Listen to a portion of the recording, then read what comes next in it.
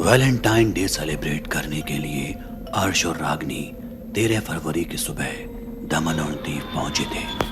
रागनी काफी खुश थी क्योंकि इतने सालों के रिलेशनशिप के बाद वो लोग पहली बार कहीं घूमने बाहर आए थे। सब कुछ प्लान के मुताबिक ही चल रहा था, मगर अभी आधा दिन ही बीता होगा कि अर्श के फोन पर बार बार ऑफिस के कॉल आने लगे। थोड़ी थोड़ी देर में अर्श रागनी से दूर जाकर ऑफिस में बात करने लगता। यूं ही करते करते शाम के 6:30 बज गए। दोनों शहर के लिए पास मौजूद जंगलों में निकल पड़े।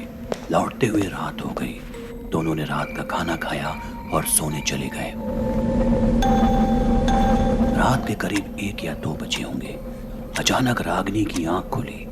उसने महसूस किया कि कमरे की खिड़की खुली है, जहां से अंदर आ रही सर्द हवाएं ठिठुरन पैदा कर रही हैं।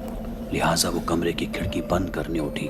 तभी उसकी नजर सामने मौजूद घने दरख्तों के झुंड पर पड़ी, जहां एक औरत नुमा परछाई एक पेड़ से दूसरे पेड़ पर उछलती नजर आ रही थी। उसे अपनी आंखों पर भरोसा नहीं हुआ। उसने हिम्मत करके एक बार और उस मंजर को गौर से देखा, मगर अब वहां कुछ नहीं था। रागनी से महज अपने मन का वहम मानकर दोबारा सोने चली गई और अगली सुबह अर्श की आवाज से उसकी आंख खुली।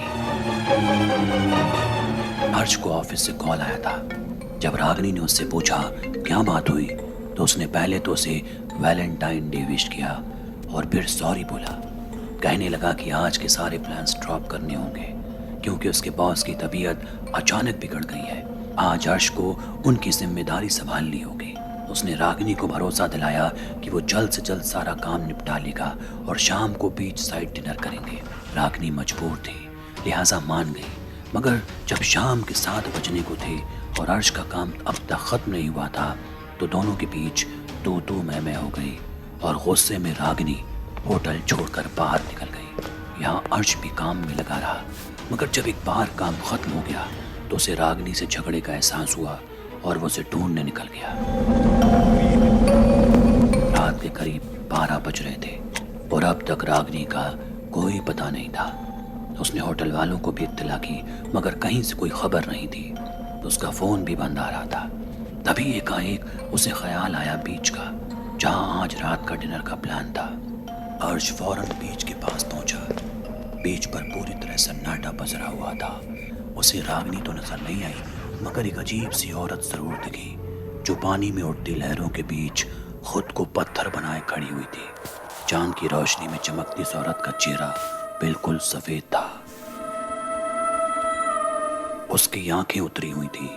रागनी की तलाश में दौड़ते हुए अर्श उस औरत के करीब पहुंचा और अपनी रागनी के बारे में पूछने लगा। तभी अचानक वो औरत चीख चीख कर रोने लगी और अर्श से दूर होते होते समंदर की तरफ बढ़ने लगी। अर्श अब रागनी को भूलकर उसे बचाने के लिए चिल्लाया, मगर तब तक वो बहुत दूर जा चुकी थी। अर्श घबरा गया, इधर उधर किसी को पुकारने की कोशिश करने लगा। तभी पीछे से दोबारा उसी औरत की आवाज आई, मगर इस बार उसका जिस्म रागनी का था। रागनी जस की तस खड़ी बस अर्श को घूरे जा रही थी और अपनी लड़खड़ाती जुबान के साथ बोली, वो मुझे अपने साथ लेने आई है।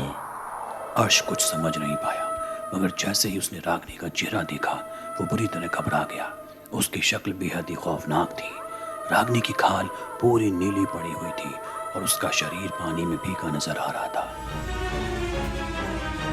साफ था कि रागनी जिस हालात में अर्श के सामने खड़ी थी, उसके जिस्म में जान ही नहीं थी, जैसे उसके बदन का सारा खून सूख गया हो। अर्श ने पूरी ताकत लगाई और रागनी को वहां से ले जाने की कोशिश करने लगा, मगर वो बिल्कुल भी नहीं हिल पा रही थी। अर्श की ये कोशिश अभी भी जारी थी कि रागनी धीरे धीरे समंदर की तरफ बढ़ने लगी। अर्श बार बार उसे रोकने की कोशिश कर रहा था, मगर वो बस चलती जा रही थी, मानो उस पर कोई हावी हो। तभी एकाएक अर्श की नजरें समंदर से आती लहरों पर पड़ी, जिसमें उसी औरत की परछाई झलक रही थी। अर्श ये देखकर घबरा गया। उसका हाथ रागनी के हाथ से छूट गया और अचानक रागनी कहीं गायब हो गई। ये सब देखकर अर्श वहीं बैठकर रोने लगा।